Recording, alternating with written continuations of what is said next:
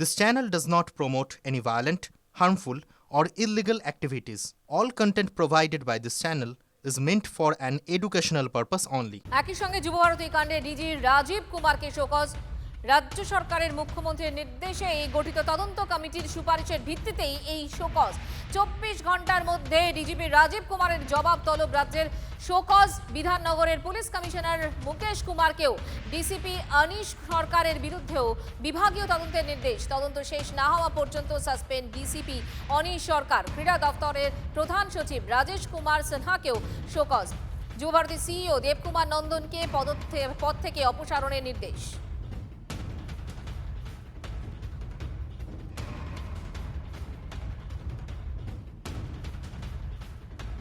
আমাদের chief reporter caesar Mondal রয়েছেন। আমি সরাসরি সিজারদার কাছে চলে যাবো। সিজারদা, আরও একটা বড় খবর ব্রেক করেছি আমরা, যেখানে রাজীব কুমারকে শোকজ করেছে সরকারের পক্ষ থেকে করা হয়েছে এবং সেই সুপারিশ এসছে মুখ্যমন্ত্রী মমতা বন্দ্যোপাধ্যায়ের নির্দেশে গঠন করা যে তদন্ত কমিটি তাদের পক্ষ থেকে। এই বিষয়টা তাৎপর্য কেমন? দেখো, অবশ্যই তাৎপর্য আছে, কারণ প্রথম থেকে তোমার নিশ্চয়ই মনে থাকবে যে ঘটনা যেদিন ঘটলো সেদিন বিকেলে দাঁড়িয়ে ডিজি রাজীব কুমার এবং ডিজি রাজীব কুমার পাশে জাভেদ শামীমকে বসিয়ে এবং বিধাননগর পুলিশ কমিশনারকে বসিয়ে তিনি দাবি করলেন যে গোটা ঘটনার দায় হচ্ছে আয়োজকদের, অর্থাৎ পুলিশ এবং ক্রীড়া দপ্তর, তারা কিন্তু দায় এড়িয়ে গেল।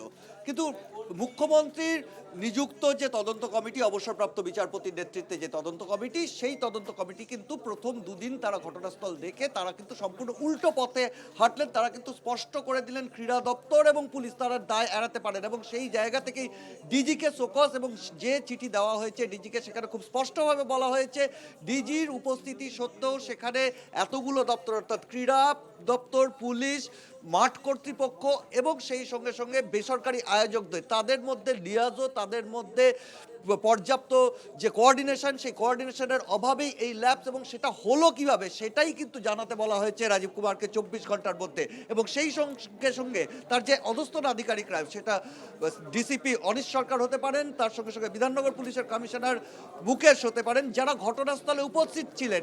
রাজ্য পুলিশের শীর্ষ কর্তা মাঠে উপস্থিত সেই সময় এই বিশৃঙ্খলা, যেখানে যাওয়ার কথা মুখ্যমন্ত্রী মমতা বন্দ্যোপাধ্যায়ের, হাই প্রোফাইল একজন গেস্ট বেসির মতো, সেখানে দাঁড়িয়ে পুলিশের ভূমিকা কি আদৌ সদর্থক ছিল? সেই জায়গাতে দাঁড়িয়েই কিন্তু রাজীব কুমার এবং তার অধস্তন আধিকারিকরা তাদের নিজেদের দায়িত্ব এড়াতে পারছেন না, দায় এড়াতে পারছেন না, এবং সেখান থেকে এটা তাৎপর্যপূর্ণ। অবশ্যই একেবারেই তাই। অনেক ধন্যবাদ সিজার। দেখুন, আপনাদের আমরা জানাচ্ছিলাম যে ক্রীড়ামন্ত্রীর পদ থেকে ইস্তফা দিতে চেয়েছেন অরূপ বিশ্বাস, মুখ্যমন্ত্রীকে চিঠি লিখেছেন। এই মুহূর্তের খবর, ক্রীড়ামন্ত্রীর পদ থেকে অরূপ বিশ্বাসকে অব্যাহতি মুখ্যমন্ত্রীর খবর সূত্রে। এই বিষয় নিয়ে আমরা জানবো। এই মুহূর্তে আমাদের সঙ্গে রয়েছেন কনসাল্টিং এডিটর আমাদের অনির্বাণ চৌধুরী। অনির্বাণদা, কি খবর পাচ্ছি আমরা? দেখো, নবান্ন সূত্র থেকে আমরা যেটা জানতে পারলাম সেটা হচ্ছে যে মুখ্যমন্ত্রীর কাছে একটা চিঠি দিয়েছেন অরূপ বিশ্বাস। এটা অন্তত বলা যেতে পারে একটা ব্যক্তিগত স্তরের চিঠি, কারণ তিনি অবশ্যই একটা মেসি কাণ্ড নিয়ে যেভাবে চলছে, ক্রীড়া দপ্তর নিয়ে যেভাবে চলছে, সেটা থেকে উনি দিদিকে বলেছেন যে দিদি বলেই সম্বোধন করেছেন। মুখ্যমন্ত্রীকে জানিয়েছেন যে তিনি ইম্পার্শিয়াল এনকোয়ারির স্বার্থে যতদিন না এনকোয়ারি শেষ হচ্ছে তিনি অব্যাহতি চান। তো সেটা নিয়ে অবভিয়াসলি সেটা মুখ্যমন্ত্রীর কাছে যান, মুখ্যমন্ত্রী কনসিডার করেন, এবং আমরা নবান্ন সূত্র থেকে যেটা জানতে পারছি যে মুখ্যমন্ত্রী অরূপ বিশ্বাসের এই যে ইন্টেনশন সেটাকে উনি মেনে নিয়েছেন এবং টিল পেন্ডিং অফ এনকোয়ারি, যতদিন না, এটা কিন্তু এনকোয়ারি রিলেটেড একটা ইভেন্ট, এবং যতদিন না এনকোয়ারি শেষ হচ্ছে ইম্পার্শিয়ালিটির স্বার্থে, মানে নিরপেক্ষতার স্বার্থে এই অরূপ বিশ্বাস যে আর্জি সেটা তিনি মেনে নিয়েছেন। এবং আপাতত অরূপ বিশ্বাস ক্রীড়া মন্ত্রকের দায়িত্বে থাকছেন না, ক্রীড়া মন্ত্রকের দায়িত্ব চলে যাচ্ছে মুখ্যমন্ত্রীর হাতে, এবং কিভাবে কি হবে, দপ্তর বন্টন কিভাবে হবে, ফাংশনাল যা যা প্রসিডিউরাল জিনিস, সেগুলো মুখ্যমন্ত্রী পরে ঠিক করবেন।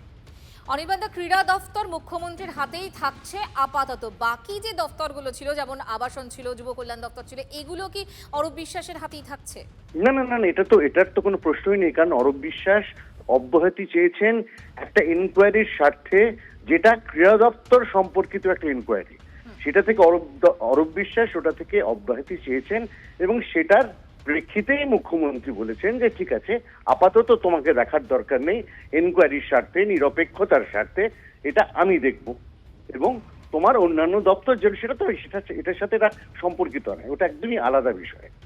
অনির্বাণ দা, ধন্যবাদ। আমরা এই মুহূর্তে কথা বলছিলাম, আপনাদেরকে জানাচ্ছিলাম আমাদের কনসাল্টিং এডিটর অনির্বাণ চৌধুরীর মাধ্যমে যে ক্রীড়ামন্ত্রীর পদ থেকে অরূপ বিশ্বাসকে অব্যাহতি দিয়েছেন মুখ্যমন্ত্রী মমতা বন্দ্যোপাধ্যায়। নবান্ন সূত্রে সেই খবরই আমরা পাচ্ছি। আপাতত নিজের হাতেই ক্রীড়া দফতর রাখলেন মুখ্যমন্ত্রী মমতা বন্দ্যোপাধ্যায় এবং তদন্ত শেষ না হওয়া পর্যন্ত মমতা বন্দ্যোপাধ্যায়ের হাতেই থাকবে ক্রীড়া দফতর। এই মুহূর্তে নবান্ন থেকে সরাসরি দীক্ষা ভূঁইয়াও রয়েছেন আমার সহকর্মী। দীক্ষা, দেখো, ক্রীড়ামন্ত্রী হিসেবে অরূপ বিশ্বাস একটি চিঠি দিয়েছিলেন এবং সেখানে তিনি ক্রীড়ামন্ত্রীর পদ থেকে অব্যাহতি চাইছেন বলে মুখ্যমন্ত্রী মমতা বন্দ্যোপাধ্যায়ের কাছে একটি চিঠি দিয়েছিলেন এবং আমরা এখন সূত্র মারফত যেটা জানতে পারছি মুখ্যমন্ত্রী অরূপ বিশ্বাসের এই ইস্তফাপত্র গ্রহণ করেছেন এবং যতদিন পর্যন্ত 4 জনের যে সিট গঠন করা হয়েছে, অর্থাৎ 4 জন যে আধিকারিক রয়েছেন, পুলিশ আধিকারিক, শীর্ষ পুলিশ আধিকারিক রয়েছেন, তাদের যে তদন্ত কমিটি গঠন করা হয়েছে, সিট গঠন করা হয়েছে, সেই তদন্ত শেষ না হওয়া পর্যন্ত আপাতত মুখ্যমন্ত্রী মমতা বন্দ্যোপাধ্যায়ের হাতেই ক্রীড়া দপ্তর থাকবে বলে আমরা সূত্র মারফত জানতে পারছি। অর্থাৎ অরূপ বিশ্বাস যে ক্রীড়ামন্ত্রীর পদ থেকে ইস্তফা দিতে চেয়ে আমরা কিছুক্ষণ আগেই দেখেছিলাম মুখ্যমন্ত্রীর দপ্তরে চিঠি দিয়েছিলেন, তা গৃহীত হয়েছে, অর্থাৎ মুখ্যমন্ত্রী তার চিঠি গ্রহণ করেছেন। দীক্ষা, আপাতত তোমাকে ধন্যবাদ। অর্থাৎ মুখ্যমন্ত্রী মমতা বন্দ্যোপাধ্যায় অব্যাহতি দিয়েছেন অরূপ বিশ্বাসকে এবং তিনি যে ইস্তফা দেওয়ার ইচ্ছে প্রকাশ করেছিলেন সেই পদত্যাগপত্র গ্রহণ করেছেন আপাতত মুখ্যমন্ত্রী মমতা বন্দ্যোপাধ্যায়।